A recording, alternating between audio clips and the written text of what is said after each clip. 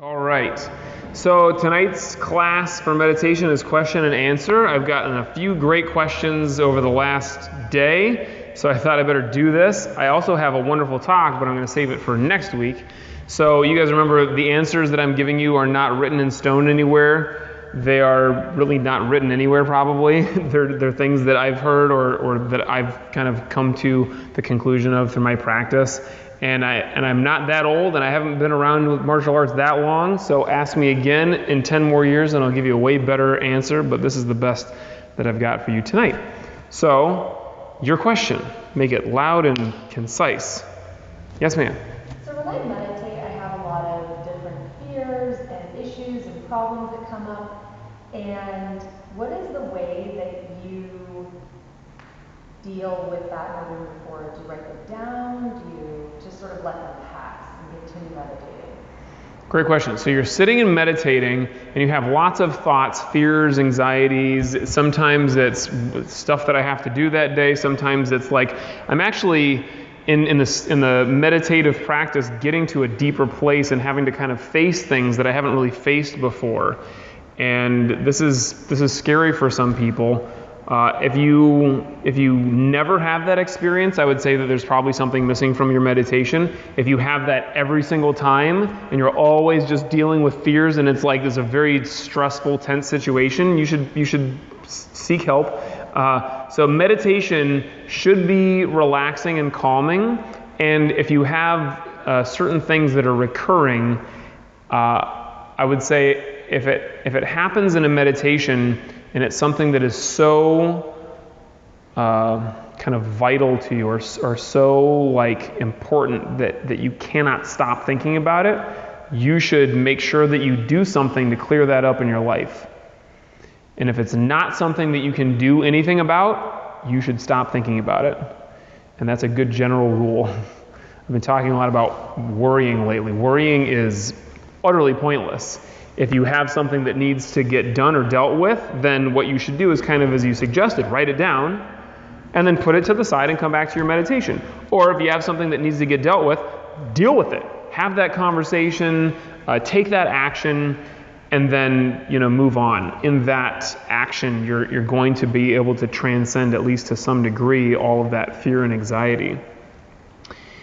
And very importantly, don't make that experience wrong. Don't beat yourself up for sitting and meditating and having this stuff entering your mind.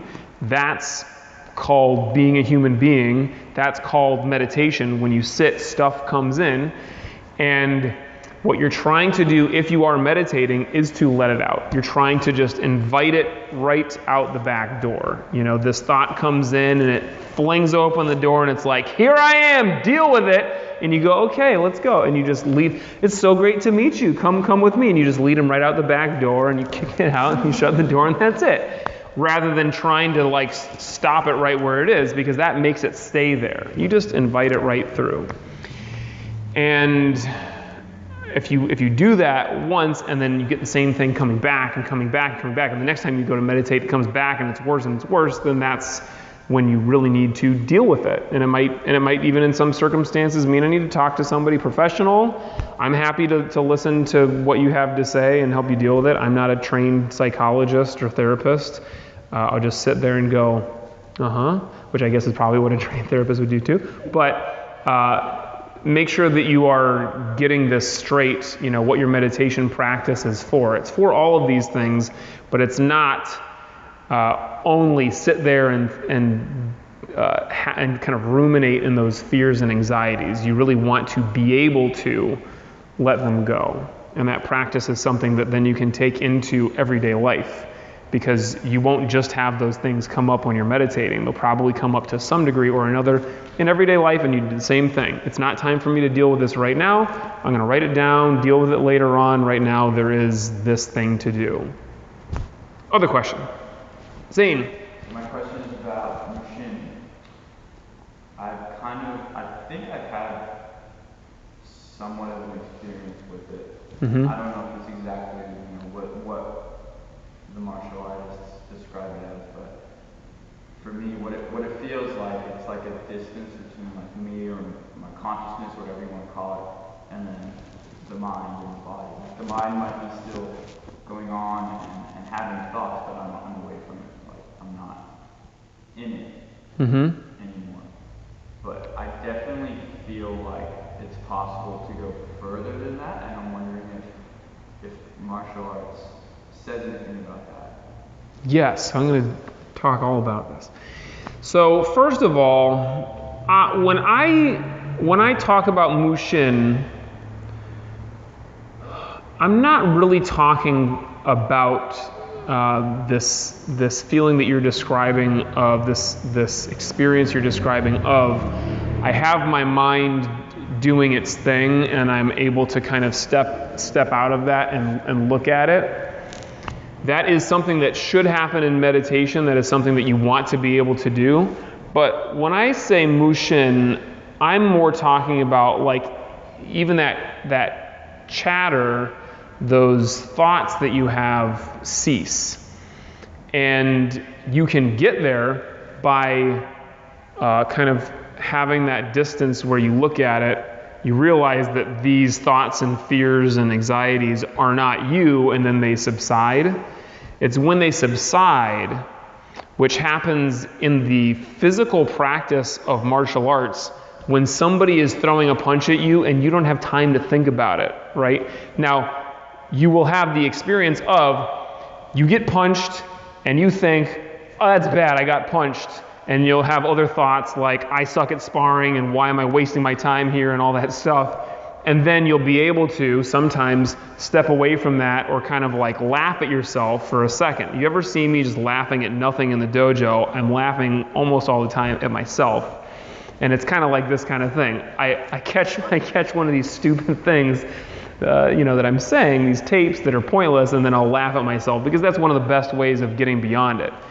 You laugh at it, you enjoy it, and then it is gone. It disappears in a puff of smoke. You don't have time to do that in sparring because the punch is right here. So what you're trying to do is something that is kind of beyond trying, and it's not even going to feel like a process. It's kind of like I'm here with my partner, and in that moment, there's such kind of like a furious exchange of energy, and furious doesn't mean like stressful and busy. It means like everything is happening so quickly and so completely that there's no room for any other thought. So Mushin, in my experience, usually lasts that long. And you want to try to get it to last longer, but again, the trying is usually what makes it disappear, because then you're in ego and you're thinking rather than just letting it be, letting it happen. And I would say there is still deeper to go. There's further to go than that. What that is exactly, I'm not quite sure. I don't know if I've experienced it or not, but I know that I can't really explain it very well. I would say that this is all kind of on the road to enlightenment, and we want to try to make this experience be as all-encompassing and long-lasting as possible. And it's kind of like when I'm talking to the kids in kids class about focusing. I say, is it easy to stay the class is a half an hour long. I say, is it easy to stay focused for the whole class for a half an hour? No, sir. I say, so let's say right now you can stay focused for 3 seconds. And they're already not paying attention. But let's say you can stay focused for 3 seconds. The next goal is you try to stay focused for 4 seconds, right? It's kind of like that, although you might get the experience of it being like the flip. At a certain point, you'll actually be spending more time in something like Mushin or Mushin, where you actually do have this state of no mind, of no thought, and it's just you and the energy of your partner, or you and the movement of your body or the movement of your partner, and nothing else is there. And you might find sometimes that I'm actually spending more time doing that than I am being distracted. And so in that case, then you're trying to just continue chipping away at the distracted part. Right now I get distracted for 5 seconds before I'm able to come back to Mushin, and I want to make that 4 seconds or 3 seconds or no seconds eventually. And then I think you'll be really doing something. Let me know if that happens.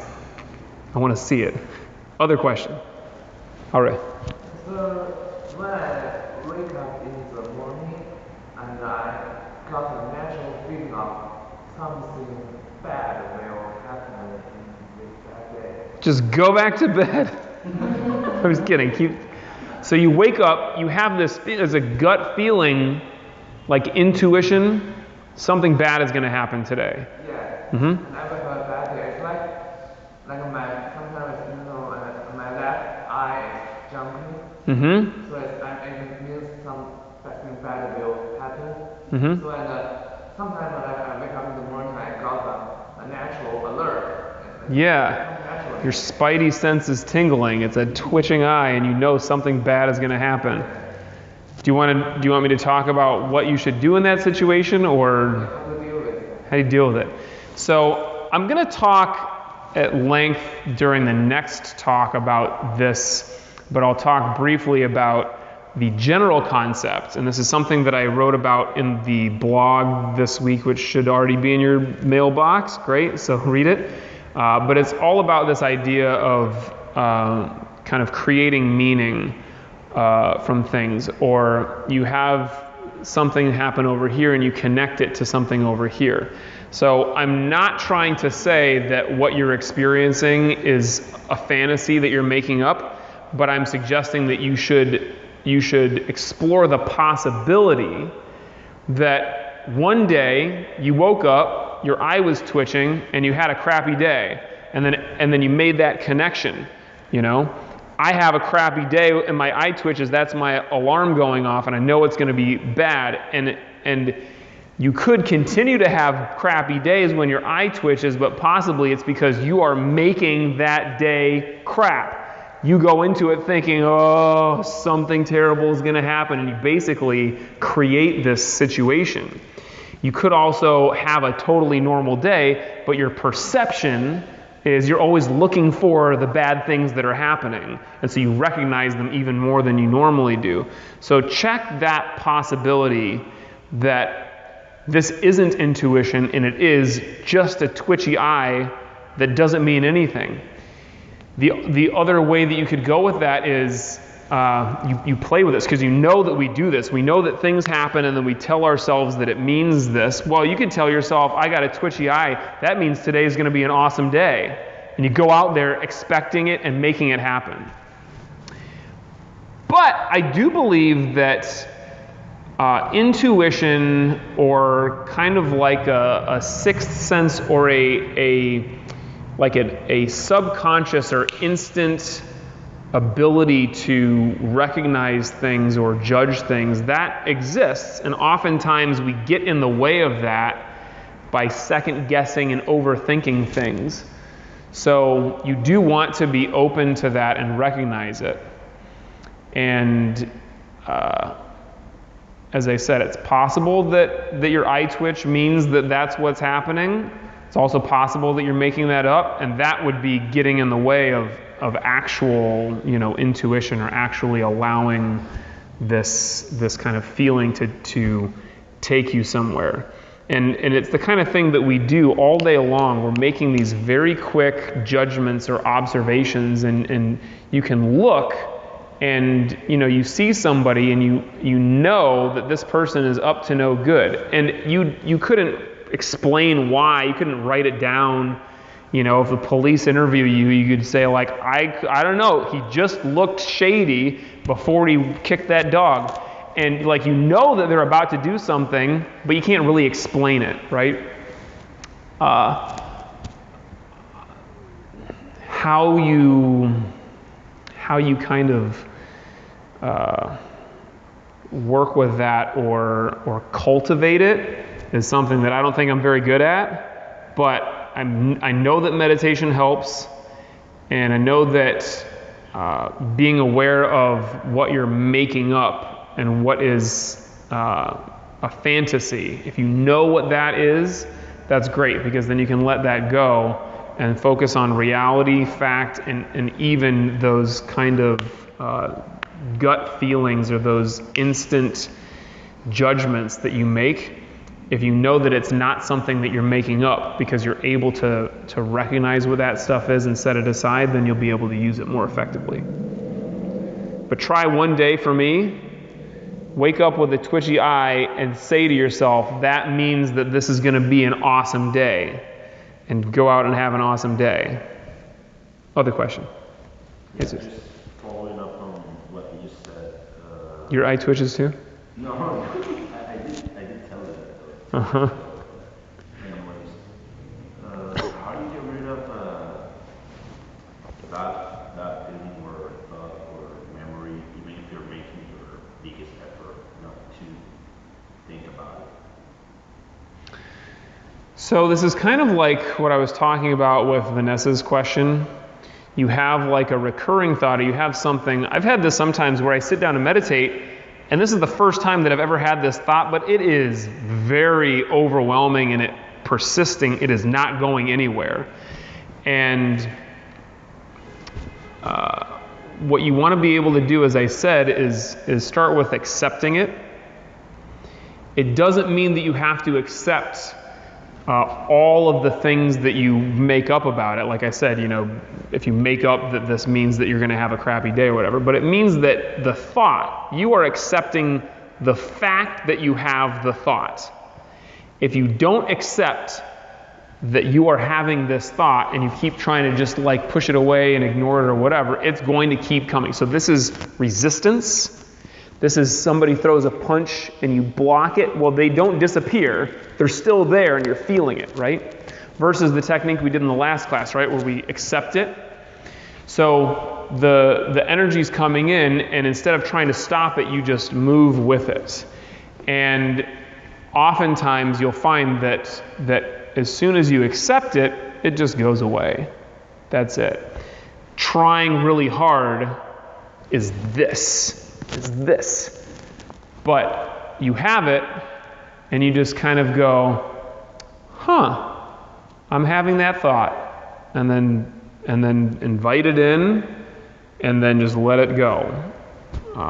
Sometimes what you can do is, like what we do in meditation, is we focus on the breath.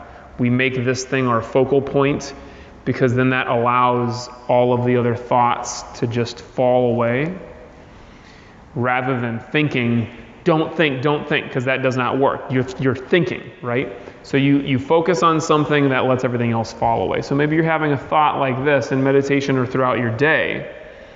Have something else to focus on.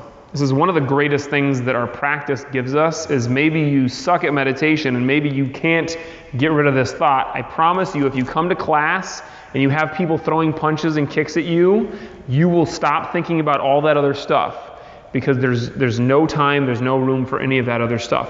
So find something. If it's martial arts, great. If it's something else, great. But something that you can really pour yourself and your consciousness into, and then that other thing will disappear by itself without you having to force it away. Try that. Other question? My question is about working meditation into daily life. Mm-hmm. I'm working on that, and I kind of intentionally avoided setting a particular hour of the day to do it. Mm-hmm. Maybe that's a mistake, but my feeling is that it just goes better if I feel like sitting down to do it. And if I sit down according to the clock, sometimes I find myself thinking towards the end of it, when's the alarm going to go off? And that's what I start thinking about. Mm-hmm. Any advice? Yes. So this is something that I think a lot of people experience with meditation and kind of with discipline in general. Anything that you need to kind of set up as like, this is something that I'm trying to do, and kind of create like this schedule for it. There are a couple of different levels that you'll find yourself at. So I'll start from the more ideal, which is I've got plenty of time, and throughout the day, I just feel like meditating and I do it. And it's great. And yes, when you feel like meditating and you sit and meditate, it usually is better versus I am forcing myself to meditate and it's got to happen right now and it feels like a chore. At the very least, the first part of that meditation is going to feel harder and more like laborious than one where you're just like, I'm just going to sit right here and breathe. And you were probably already in kind of closer to a meditative state when you made that decision. It's very rare that you're going through something really stressful and you're like, I feel like just sitting and breathing right now. You know that you should, but that's when we make that's when we make excuses for ourselves and we say, I can't possibly meditate right now because I got to get this thing done. You just allow yourself to be in that stress. But you get to a higher level with your practice, and that is actually what you start to do. You're in a stressful situation, and you recognize this is the perfect time for me to set this aside, sit and meditate, and get to a clear place in my head where there is no stress, and then go back to dealing with it and do a much better job from that. So either of those things are great, and I'm going to suggest that when you're starting a meditation practice, I don't know if I would say that you're starting a meditation practice, you've been doing it for a while, right? Pretty regularly every day. So if you're in the more beginning stage, you need to set a time, at least by the end of the day, you must have meditated for X amount of time. Otherwise, you're just not going to do it. You'll never actually start your practice. And it's far easier to maintain this thing if you have a set time every day where you do it for the set time, because then you've taken all of the guesswork and the hemming and hawing out of it. It's just like, it's 12 o'clock, this is when I sit for 10 minutes and I do it. And no matter what else is happening or what excuses I feel like making, those things don't come into play because I've created this habit and I do it. That is incredibly important to create your meditation practice and not allow yourself to make excuses and not put it off for another time or another day, because you give yourself that leeway in the beginning, you're just going to never really create your practice.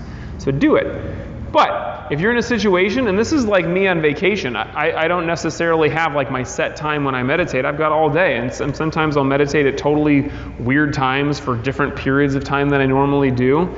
And sometimes I'm on the other kind of vacation where it's like I've got to do this, so then I have to make sure that I wake up early and then meditate when everyone else is asleep. But you find your time to do it. You're in a meditation where whether you really felt like doing it or not, I would say doesn't really matter as much. At this point, I'm sitting, and right now it feels like a chore. And right now, I'm just thinking, when's the alarm going to go off? So that is just your brain and your ego coming up with something that really seems relevant, that you really should think about right now, right? If you're sitting there meditating and your brain goes, I wonder about that time in second grade when Susie, cut my hair. I don't know what happens to you guys in second grade. That didn't happen to me, but your brain knows the meditation in that moment. This is totally irrelevant, and I can just let this go. But when you have this thought of like, what do I have to do right now? What do I have to get done right now? That's your brain trying to get you to stop meditating, because your brain, your ego does not like you meditating. Your ego feels like it's death, right? So this is just another version of that. When's the alarm going to go off? It seems really relevant because it has something to do with what you're doing right now, but it's still irrelevant because what you're trying to do right now is breathe, nothing else. So you can experiment with not setting an alarm. You can experiment with just meditating and just meditate for as long as you feel like meditating and then be done with it. But if you get to the end of it and it's 5 minutes and you really meant to do 10 minutes or 20 minutes, you got to be careful with creating this habit where I meditate for a few minutes, my ego says, we're done now, we can't handle this anymore, it's time to do something else, and then you give into that and you get up and move on.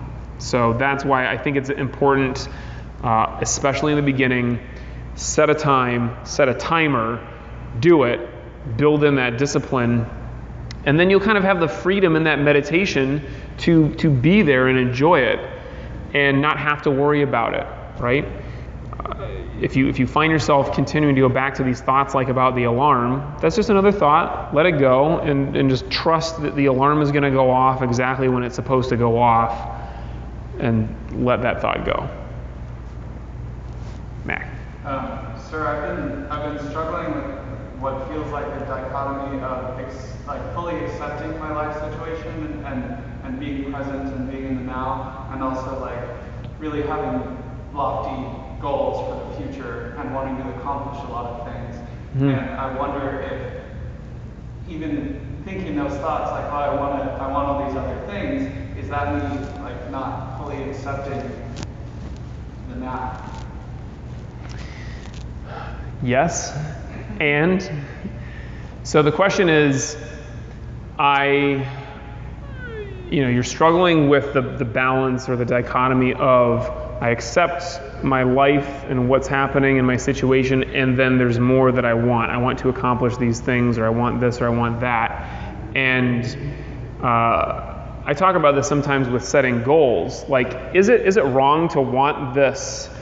The answer is no, because if you think of it as being wrong, then again you're not accepting it and you're torturing yourself. So you accept that you have wants, and then if you're doing this in the middle of a meditation, then you kind of do what Zane's question is talking about, where I accept that I have this want or this thought, and then I just am able to kind of separate myself from it. And I recognize this is a thing that's going on, but I don't have to allow myself to be embroiled in that and constantly be in that place of thinking, right? But you're right that this is an issue, because until you are fully enlightened, you're going to have desires, you're going to have things that you want to accomplish or places that you want to go with your life or just in the world, and to ignore them is kidding yourself. So if you can tell that this is something that is important to me, and you just say to yourself, it's not actually important to me, then you're kidding yourself, and you're going to keep running up against that. You're going to essentially keep having the thought. You're going to keep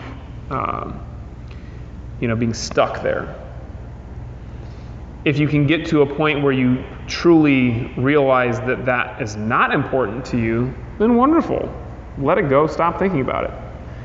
But in the meantime, like we are in this reality, we are in this life, which is essentially a never-ending cycle of desire and therefore suffering, where we have a desire and we try to get it, and either we don't get it and we suffer, or we do get it and we suffer because then we want the next thing, and we're constantly doing this. You have to accept that you're there. And then when you are here, then you can move off in whatever direction there is to go in, rather than pretending that it's not happening.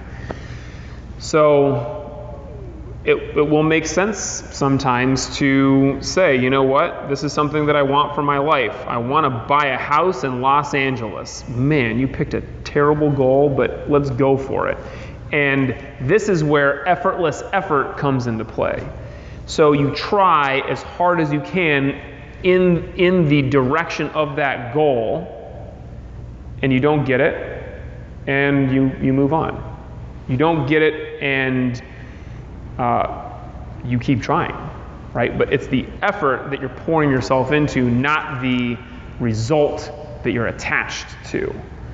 And you can, I believe, get to a place of perfect balance and ultimate spiritual growth and enlightenment by by putting forth effort and really choosing a direction and trying as hard as you can, but not being attached to needing a specific outcome. Because it's that attachment that we will not get most of the time. And it's that attachment that even if we get it, then we choose something else to be attached to.